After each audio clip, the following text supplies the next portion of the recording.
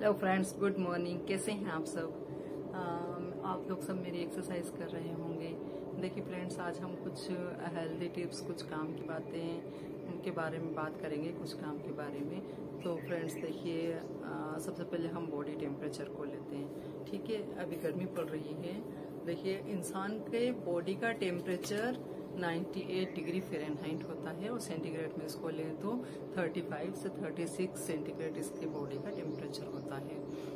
अब फ्रेंड्स क्या होता है, आप गर्मियों में जो है ठंडा पानी पीते हैं बिल्कुल, और एसी में रहते हैं, तो इन चीज़ों से क्या है, आपकी बॉडी को नुकसान होता है। तो फ्रेंड्स, ये आयुर्वेद का नियम है कि सर्दियों में आप थोड़े ठंडे पानी से नहाएं और जो है ठंडी चीजें खाएं, और गर्मियों में आप थोड़ा गुनगुने पानी से नहाएं, गर्म पानी से, और मतलब थोड़ा गर्मी में रहें। क्योंकि ना देखिए, आपकी बॉडी के टेम्परेचर को मान लो आप एसी में सोते हैं या कूलर में सोते हैं, आप अपना रूम टेम्परेचर कर लेते हैं 12-13 डिग्री सेंटीग्रेड। तो फ्रेंड्स, अपनी बॉडी को बहुत ज्यादा एडजस्ट करना पड़ता है उस टेम्परेचर के साथ। उस एडजस्ट करने में बॉडी आपकी बीमार हो जाती है, या तो आपको जुकाम हो जाता है या कोई और इंटरनल दिक्कतें, आपके जॉइंट्स में पेन हो जाता है। तो ये चीजें बहुत दिक्कत देती हैं। तो आपको बाहर का टेम्परेचर लगभग इतना ही रखना चाहिए जितना आपका इंटरनल बॉडी का टेम्परेचर होता है। समझ रहे हैं आप? देखिए, 35 डिग्री सेंटीग्रेड जैसा आपकी बॉडी का टेम्परेचर है। अब आप अगर एसी या कूलर में सो रहे, तब आप उसका टेम्परेचर आप 25-26 तक रखेंगे तो बॉडी थोड़ा सा 10-11 डिग्री ऊपर नीचे कर लेती है टेम्परेचर को सेट। लेकिन अगर आपने ज्यादा ही कम कर दिया है, 12 डिग्री 13 डिग्री उसका टेम्परेचर कर दिया है, तो फ्रेंड्स आपकी बॉडी को एडजस्ट करने में बहुत मुश्किल होती है। वैसे ही अगर आप बहुत ठंडे पानी से नहाते हैं, मैंने देखा है कि बहुत से लोग आइस क्यूब्स डाल लेते बाल्टी में, मतलब नॉर्मल पानी है लेकिन उसमें आइस क्यूब्स डाल लेते बहुत सारे कि बहुत ज्यादा ठंडा हो जाएगा तो रिलीफ मिलेगा। नहीं फ्रेंड्स, रिलीफ नहीं मिलता है, उससे आपकी बॉडी को बहुत नुकसान होता है। आप थोड़ा सा उस टाइम पे थोड़ा सा एडजस्ट कीजिए और थोड़ा सा गुनगुने पानी से नहाइए। आप मतलब जो नॉर्मल पानी आ रहा है उससे भी आप नहा सकते हैं, नॉर्मल टेप वाटर से, तो 2-4 डिग्री ऊपर नीचे होगा तो बॉडी एडजस्ट कर लेगी। एक प्लस, बहुत से लोग बहुत फ्रीज का पानी पीते हैं, एकदम ठंडा ठंडा पानी चाहिए, चिल्ड। कभी कभार कोल्ड ड्रिंक पी ली तो अलग बात है, आइसक्रीम खा ली तो अलग बात है, लेकिन बहुत ज्यादा चिल्ड पानी पीते हैं, हमेशा फ्रिज की बोतल निकाल के सीधे मुंह से लगा लेते हैं। एक तो वो पीना ही गलत है, प्लस आप इतना ठंडा पानी पी रहे हैं कि आपकी बॉडी कैसे उस चीज को एडजस्ट करेगी, अपना टेम्परेचर कितना नॉर्मल, कितना लो लाएगी, लो करेगी, तब जाके आपकी बॉडी उसको पचा पाएगी। तो फ्रेंड्स, इस मशक्कत में आपकी बॉडी बीमार हो जाती है। तो एक तो ये ध्यान रखिए, आप सर्दियों में तो गर्मियों में थोड़ा सा गुनगुने पानी का यूज कीजिए, और पीने में भी और नहाने में भी, ठीक है। और एकदम ज्यादा चिल्ड फ्रीज की चीजें ना खाएं, ठंडी, थोड़ा सा नॉर्मल टेम्परेचर पे कर ले फिर खाएं उसको, ठीक है फ्रेंड्स। तो ये तो हो गया अपना गर्मी सर्दी की मौसम की बातें, सीजन से जुड़ी हुई। अब फ्रेंड्स, दुबले लोग कहते हैं कि हमें एक्सरसाइज करने की क्या जरूरत है, हम तो बहुत पतले हैं। तो फ्रेंड्स, पतले होने पर भी आपको एक्सरसाइज करना जरूरी है, उससे आपका वेट गेन होगा, ठीक है। तो इस चीज को समझिए आप। वेट गेन करने के लिए दुबले लोगों को भी एक्सरसाइज करनी है। हमारी क्लासेस चलती जो मेरी, उसमें जो मोटे लोग थे उन्होंने 8.5 kg तक वेट लॉस किया है। और जो एक दुबली लेडी आती थी, बहुत पतली सी थी, लेकिन उनका मुझे एक्टिव रहने के लिए एक्सरसाइज करना है, तो उनका वेट गेन हुआ है 900 ग्राम। 900 ग्राम उनका वेट गेन हुआ है, मतलब 1 kg में थोड़ा सा ही कम। वो भी हमने 22 डेज में मेजर किया था, और अगर हम पूरा 1 मंथ ले ले तो शायद 1 kg से ऊपर उनका वेट गेन हुआ होगा। तो फ्रेंड्स, ये मत सोचिए आप। और दुबले लोग अगर हैं तो उसके साथ साथ वो बहुत सारी ऐसी, जैसे प्रोटीन का यूज करें, दालें खाएं, मखाना बहुत अच्छा होता है मोटे होने के लिए। मखाने को आप अलग अलग तरह से खाएं, मखाना की खीर बना के खाएं, और मखाने की जो है आप वो फ्राई करके उसको खा सकते हैं, काली मिर्ची और नमक डाल के। मखाने की खीर आप सबको याद ही पता ही होगी। उसके पीसेस कर लेते हैं मखाने के, उनको हल्का सा घी में फ्राई कर लेते हैं, फिर उसको थोड़े ठंडे हो जाए तो बारीक पीस लेते हैं, पाउडर पीस के रख लीजिए आप डब्बा भर के। जब भी आपको खाना हो तो आप दूध में उसको बॉईल कर लीजिए, और शक्कर, जो सी शक्कर आप यूज करते हैं उसी डाल लीजिए और खाइए, तो आप मोटे होंगे उससे, ठीक है फ्रेंड्स। तो अब ये दुबले और मोटे लोगों की एक्सरसाइज वाली बात हुई। प्लस एक एक्सरसाइज का एक और बात बताना चाहूंगी कि आप जब एक्सरसाइज करते हैं तो आप पूरी ब्रीथ इन करते हैं, ब्रीथ आउट करते हैं, तो फ्रेंड्स आप तो लेते ही हैं ब्रीथ, आप मतलब ब्रीथ वाली एक्सरसाइज ना करते तो भी आपकी नाक में से ब्रीथ जाती है, क्योंकि आपके लंग्स वगैरह सब एक्टिवेट होते हैं, तो ज्यादा से ज्यादा सांस को खींचते हो। तो फ्रेंड्स आपको मेकअप नहीं करना है, कोई क्रीम कुछ नहीं लगाना है चेहरे पे, क्योंकि आपको मालूम है कि आपकी स्किन में स्टोमेटास जो होते हैं वो भी ऑक्सीजन गेन करते हैं, उनको भी ऑक्सीजन चाहिए होती है, तभी तो आपकी स्किन ग्लो करती है एक्सरसाइज करने से। तो फ्रेंड्स आप कोई सी भी क्रीम अगर लगाकर करेंगे तो आपने स्टोमेटास तो बंद कर लिए, तो आप कभी भी ये नहीं करें, मतलब एक्सरसाइज करते टाइम कभी भी ना लिपस्टिक ना कॉम्पैक्ट ना कुछ भी। आपने देखा होगा मैं भी जब एक्सरसाइज करती हूँ तो मेरा एकदम प्लेन मुंह होता है, अक्सर अच्छा भी नहीं लगता है वो, लेकिन ना मैं कभी मेकअप करके एक्सरसाइज नहीं करती हूँ। जब मैं बैठ के ऐसा कुछ बताना होता है तब थोड़ा सा भी मैंने कॉम्पैक्ट लगाया, प्लस मैं ये नेचुरल जस्ट हर्ब्स की लिपस्टिक यूज करती हूँ, जो खाने में भी आ जाए तो कोई बात नहीं, और ये नेचुरल होती है बिल्कुल भी, बिल्कुल। तो और 2 घंटे में आपके लिप्स से गायब हो जाती है। तो फ्रेंड्स ये आप ध्यान रखिए, कभी मेकअप करके एक्सरसाइज नहीं करते, ठीक है। अब फ्रेंड्स तीसरा आया, देखिए अब आपको गर्मियों में जो गर्मी जो चल रही, जो मौसम चल रहा है, इसमें आपके नाक में क्या होता है, श्लेष्मा जो होती है, जो अपनी मेम्ब्रेन होती है नाक की, वो सेंसिटिव हो जाती है इसमें, तो बहुत ज्यादा ड्राइनेस आती है नाक में। तो आपने कई बार देखा बहुत से लोगों की नाक में उंगली रहती है, निकालते ही रहते हैं, क्योंकि उनको वो होता है, इरिटेशन होता है उसमें श्लेष्मा में। तो फ्रेंड्स उसके लिए आप क्या करेंगे कि सरसों का तेल रात में सोते टाइम या दिन में भी कभी आपको टाइम मिले, आप लेटे तो लेटते टाइम अच्छा सरसों का तेल हथेली में 2-4 बूंद ले लीजिए, उससे उंगली को चारों तरफ से ऐसे कर लीजिए और पूरी नाक में उसको मालिश कर लीजिए, और इस नाक में भी कर लीजिए। लेट के करना है फ्रेंड्स, ठीक है।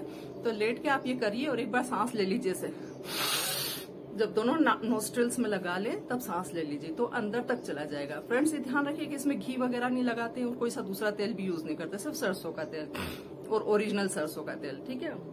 अब आजकल ओरिजिनल घानी वगैरह का तो मिलता नहीं, लेकिन तो ये आप इंजन ऑयल वगैरह ही यूज कर सकते हैं। तो फ्रेंड्स ये यूज कीजिए तो आपका इरिटेशन बंद हो जाएगी। आप 4 दिन में तो देखिएगा आपको जो सुबह सुबह में छींके आती हैं, जो नाक में आपके इरिटेशन होता है, बहुत ज्यादा खुजली टाइप चलती, गुदगुदी सी होती है और नाक ड्राई होती है, तो उससे बार बार फिंगर अपनी नाक में जाती है ना, तो जो है तो ये सब आपको प्रॉब्लम नहीं होगी। और प्लस कान में तेल की मालिश कर लीजिए, वो फेट बर्न के लिए भी बहुत अच्छी है। प्लस आपकी ये पूरा एरिया, नोजल वाला पूरा एरिया ये पूरा एक्टिवेट होता है उससे, ठीक है।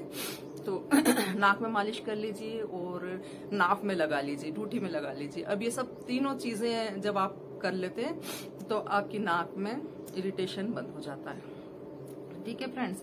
और कान में तो ये जो आगे का पॉइंट है ये उसके लिए फेट बर्निंग के लिए भी बहुत अच्छा है, तो कान की मालिश तो आपको बहुत जरूरी है। अगर आप मोटे हैं, हेल्दी हैं, तो ना है तो भी आप कीजिए, क्योंकि ये जो है आपकी नाक को और उसको माइंड को, सारी हड्डियां आपकी अच्छी रखेगा, मॉइस्ट रखेगा, ठीक है। तो ये फ्रेंड्स इसकी बात हो गई। और जो है अब एक और जो है हाई ब्लड प्रेशर वाला है। हाई ब्लड प्रेशर में आप फ्रेंड्स ज्यादा से ज्यादा पानी पिएंगे, ठीक है, और ज्यादा से ज्यादा आप प्राणायाम करेंगे, लेकिन प्राणायाम की स्पीड आपकी स्लो रहेगी, आप फास्ट प्राणायाम कभी नहीं करेंगे, ठीक है।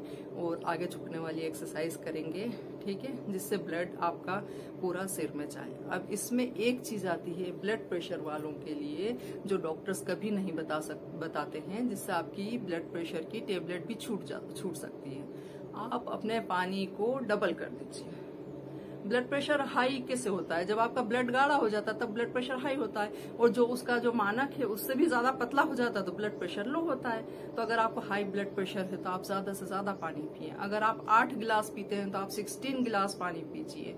अब आप ये करने के बाद आप 10-12 दिन बाद अपना ब्लड प्रेशर चेक कीजिए, तो आपका ब्लड प्रेशर एकदम नॉर्मल आएगा, क्योंकि अपने ब्लड में क्या 70% पानी होता है, तो आपको पानी ही उसमें बढ़ाना है ब्लड में। तो वो पानी कम पड़ जाता है जब, तो ब्लड उससे गाढ़ा हो जाता है और आपको बीपी की प्रॉब्लम होती है। तो फ्रेंड्स वो ये कीजिए, आप उसमें पानी बढ़ा दीजिए, अपने डाइट में पानी बढ़ा दीजिए, डेली डाइट में, तो जो है आपका ब्लड में पानी पर्याप्त मात्रा में मिल जाएगा, तो आपको बीपी नॉर्मल हो जाएगा, ठीक है फ्रेंड्स। अब एंग्जाइटी, डिप्रेशन, स्ट्रेस, इन सब के लिए भी आपको पानी बहुत जरूरी है, प्लस खुश रहना बहुत जरूरी है। अब उसके लिए आप कीजिए बालासन, एक्सरसाइज कीजिए। एक्सरसाइज से आप खुश रहते हैं, तो आपको हाई ब्लड प्रेशर का ही आगे का रूप जाके और एंग्जाइटी और ये उससे होना शुरू हो जाता है, डिप्रेशन और सारा उससे ही होता है। तो आप जो है ना खुश रहने की कोशिश कीजिए। आप थोड़ा बच्चों के साथ खेलिए, आपकी मनपसंद चीजें कीजिए। आपको कढ़ाई बुनाई जिस चीज का आपको शौक है, गेम्स का जिसका, आपको कीजिए अपनी पसंदीदा चीज, तो आप एंग्जाइटी से बाहर आ सकते हैं। ठीक है, एक भगवान से लो लगाना, अपने आप जिसको चाहते हैं, जिस मतलब आप जिस धर्म से भी बिलोंग करते हैं, तो अपने उसके धर्म के जो भी ये करते हैं आप, पूजा अर्चना नमाज रोजा, ये भी कीजिए आप, तो उससे भी आपकी एंग्जाइटी दूर हो जाएगी। आप 5 टाइम की अगर नमाज पढ़ते हैं तो वो भी आपकी एंग्जाइटी दूर करती है, आपका ब्लड प्रेशर कंट्रोल करती है, तो वो बहुत अच्छी चीज है। मतलब एक इंसान में पॉजिटिव सोच आती है कि हाँ मैंने कुछ अच्छा किया। जब आप कुछ अच्छा करते हैं तो अपने आप ही आपकी बॉडी में एंडोर्फिन हार्मोन बनता है, और एंडोर्फिन हार्मोन आपकी खुशी के लिए वो करता है। तो फ्रेंड्स ये कीजिए आप, ठीक है। तो इसके लिए और आप एक है ना अपने जो यहाँ पे बीच में ये पिट्यूटरी ग्लैंड होती है जिसे मास्टर ग्लैंड कहते हैं, तो ये 34 हार्मोन्स को रिलीज करती है। इसका काम इसीलिए इसको मास्टर ग्लैंड कहा जाता है, क्योंकि ये 34 हार्मोन्स को रिलीज करती है। हिंदू लोग यहाँ पे टीकी लगाते हैं। यहाँ टीकी लगाने का क्या वो है उचित, इसीलिए कि यहाँ पे प्रेशर लगता है। आप जब बिंदी लगा के ऐसे करते हैं तो प्रेशर यहाँ पे लगता है। तिलक करते किसी को आरती का, तो वो भी यहाँ पे प्रेशर लगाते हैं, तो पिट्यूटरी ग्लैंड को एक्टिवेट करते हैं आप। ठीक है, तो जो यहाँ पे बिंदी नहीं लगाते हैं तो वो इसको मालिश कर सकते हैं धीरे धीरे से। ये मटर के दाने के बराबर होती है पिट्यूटरी ग्लैंड। मास्टर ग्लैंड जो है ये भी वो थायराइड के लिए भी यही जिम्मेदार होती है, मोटापे के लिए भी यही जिम्मेदार होती है, और सर्वाइकल के लिए भी यही जिम्मेदार होती है। तो ये बहुत सारे बता रही हूँ मैं, 13-14 टाइप के हार्मोन्स ये रिलीज करती है पिट्यूटरी ग्लैंड। तो फ्रेंड्स ये बहुत अच्छी है एक्सरसाइज।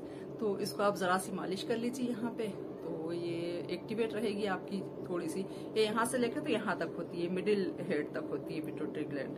ठीक है, अब फ्रेंड्स ये हो गया। अब एक आप ना उकड़ू बैठे दिन में एक बार, क्योंकि आजकल सबके यहाँ पे वो वाली सीट हो गई वेस्टर्न वाली, तो आप लोग ऐसे इंडियन स्टाइल में अगर पहले बैठते थे तो वो अच्छी बात थी बहुत। उससे आपका शुगर लेवल कंट्रोल होता है, आपका बीपी कंट्रोल होता है, और आपको पेट में अपच एंग्जाइटी ये नहीं होती है, और आपका डाइजेस्टिव सिस्टम बहुत अच्छा होता है, स्ट्रांग होता है। ठीक है, गैस नहीं बनती है उससे, एसिडिटी नहीं होती है।